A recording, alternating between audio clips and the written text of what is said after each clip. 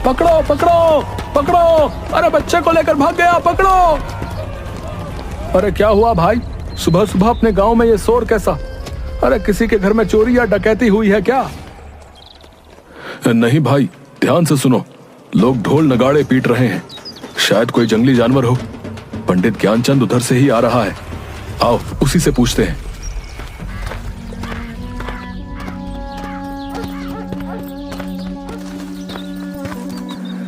पंडित जी, ये कैसा शोर है? कोई जानवर गांव में घुस गया है क्या? अरे नहीं भाई, आज गांव से फिर एक बच्चा कोई जानवर पकड़कर जंगल में ले गया।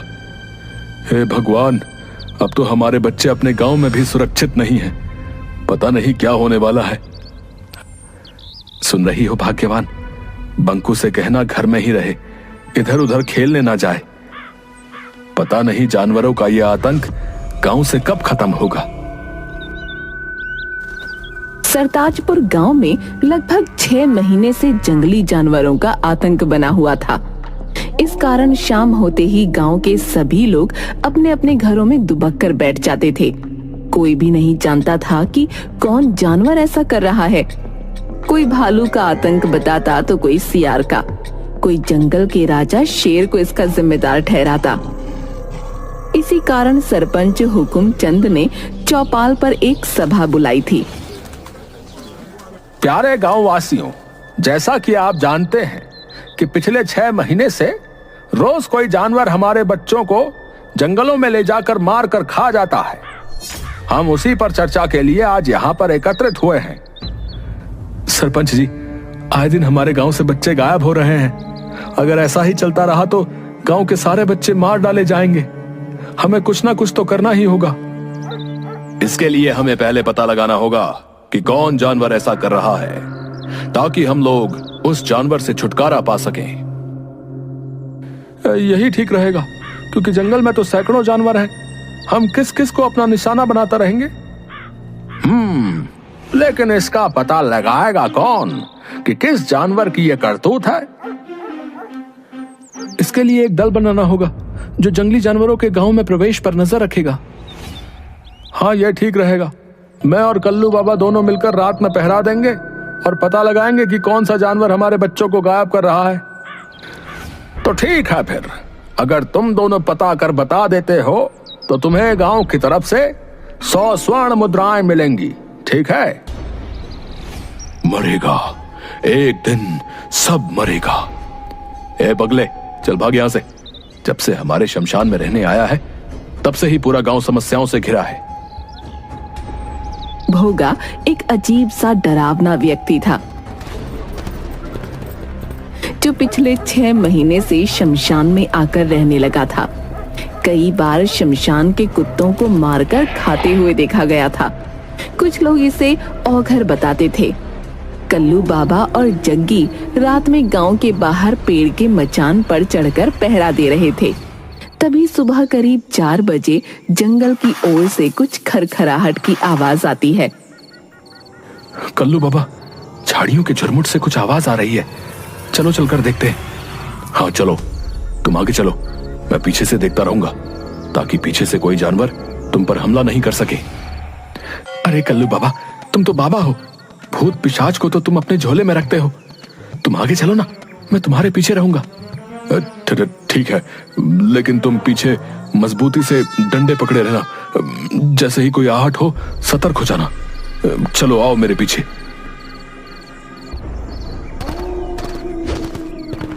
भूत पिशाच निकट नहीं आवे, महावीर जब नाम सुनावे।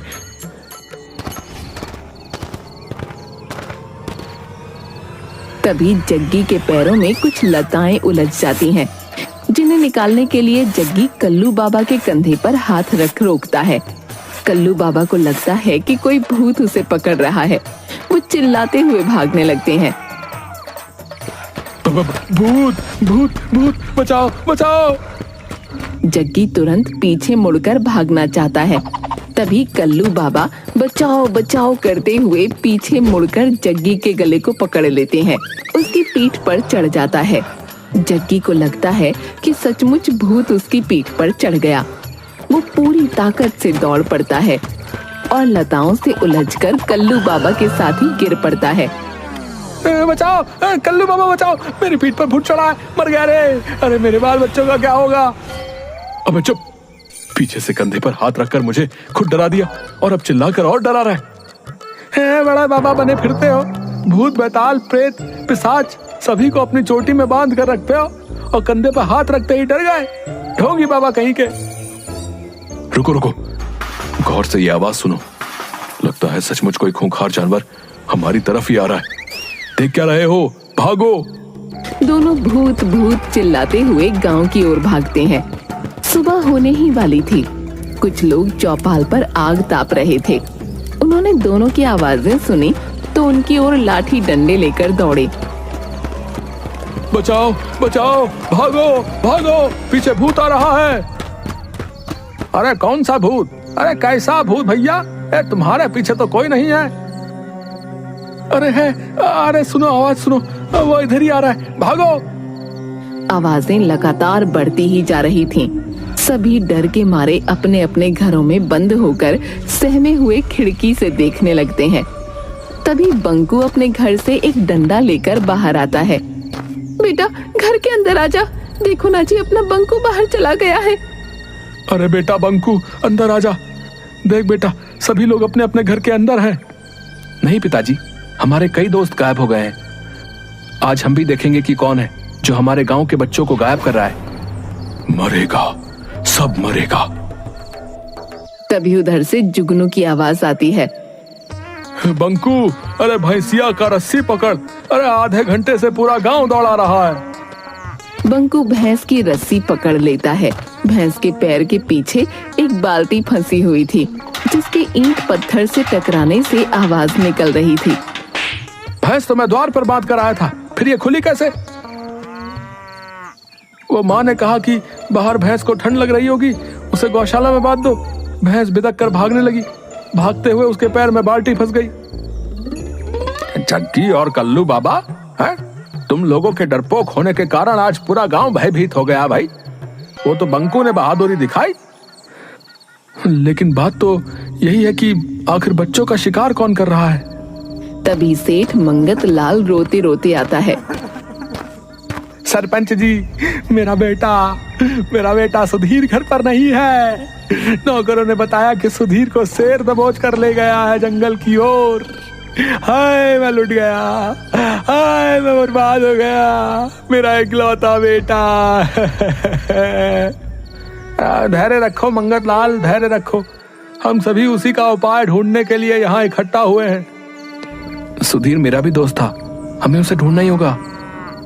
बंकू घर में बिना बताए जंगल की ओर चल देता है।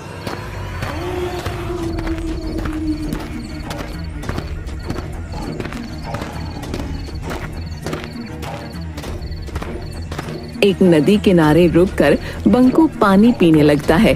तभी एक काला नाग उसे डस लेता है। उसी समय तपस्वी देवराज वहां से गुजरते समय बंकू को तड़पता देख उसके पास आ जाते हैं। सांप को पानी में जाता देख तपस्वी देवराज तुरंत समझ जाते हैं कि बालक को सांप ने काट लिया है। वो अपने हाथों से डसे हुए स्थान पर हाथ फेरते हैं। बंकू तुरंत उठकर बैठ जाता है। तुम कौन हो बालक? इस घने जंगल में कैसे आ गए? प्रणाम महाराज, मैं बंकू हूँ। मेरे गांव से प्रतिदिन एक बच्चे को इस जंगल का शेर लाकर मारकर खा जाता है। मैं उसे ही खोजने आया हूँ। तुम्हारे इस नेक कार्य से मैं प्रसन्न हुआ। जाओ, मेरा आशीर्वाद है कि कोई भी तुम्हें मार नहीं सकता।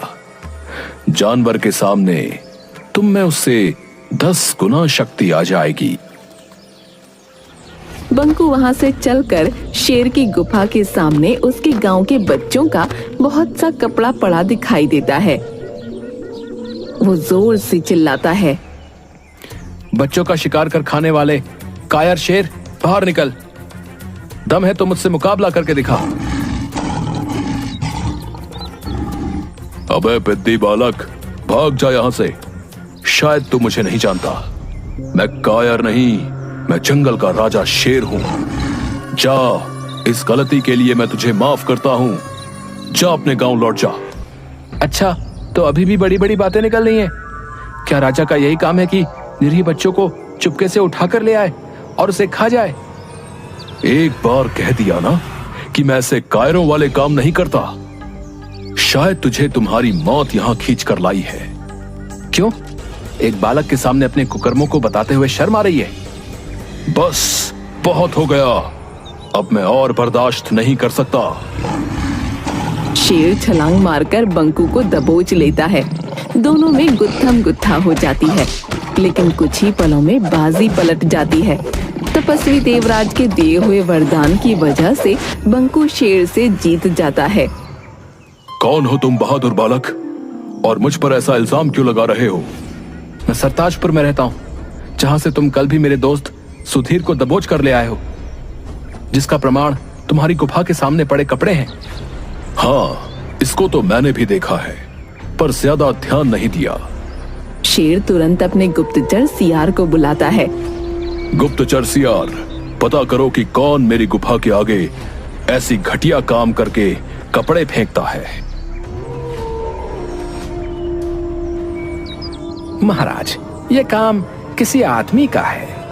देखिए, कोई कपड़ा फटा हुआ नहीं है, सभी कपड़े सही सलामत खोले गए हैं। जबकि अगर जानवर करता तो कपड़ों के चीथड़े होते।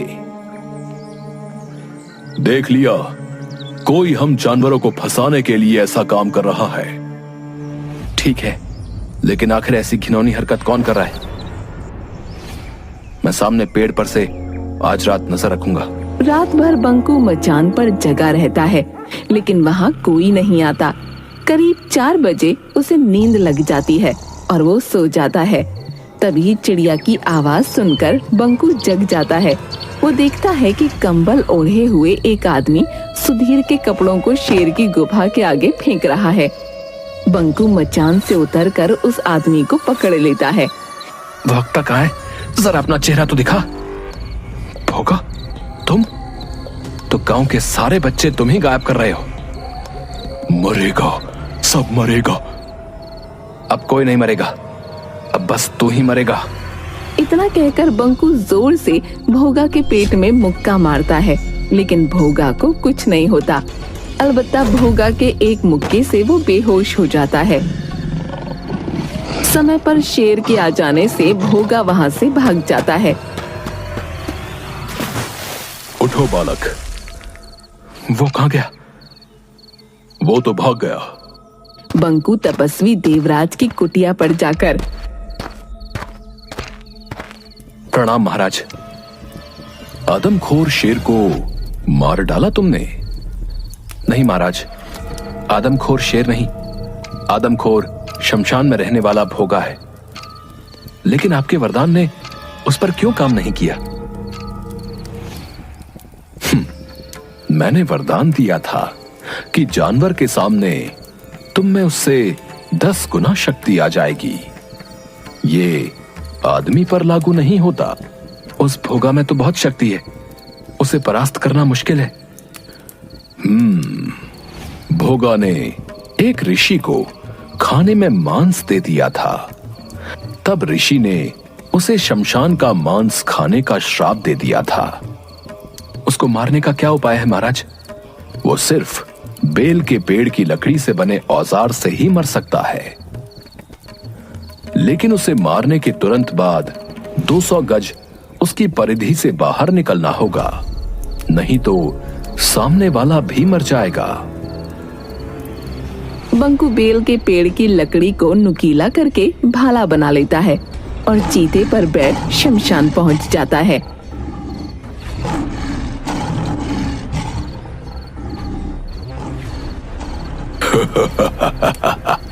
आ गए, आज तेरी मौत तुझे यहां खींच लाई है। अभी तुम्हारे दोस्त सुधीर को ही खाने जा रहा था, लेकिन अब पहले तुझे खाऊंगा। चीते, तू भाग जा, नहीं तो तू भी मारा जाएगा। पहले तू बचकर दिखा, ये ले। बंकू भाले से कई बार वार करता है, लेकिन भोगा को कुछ नहीं होता। बालक, हो गई हसरत पूरी। अब तू तू मेरा शिकार बनेगा। तभी अचानक तपस्वी देवराज वहां प्रकट होते हैं। बंकू, भाले को उसकी नाभि में मारो। बंकू जैसे ही भोगा की नाभि में भाला मारता है, एक विस्फोट होता है। बंकू तुरंत चीते पर बैठकर 200 गज दूर हट जाता है। भोगा का शरीर वहीं भस्म हो जाता है। बंकू को सुधीर के साथ आते हुए देखकर गांव वाले खुशी से उछल पड़ते हैं। सेठ मंगत लाल और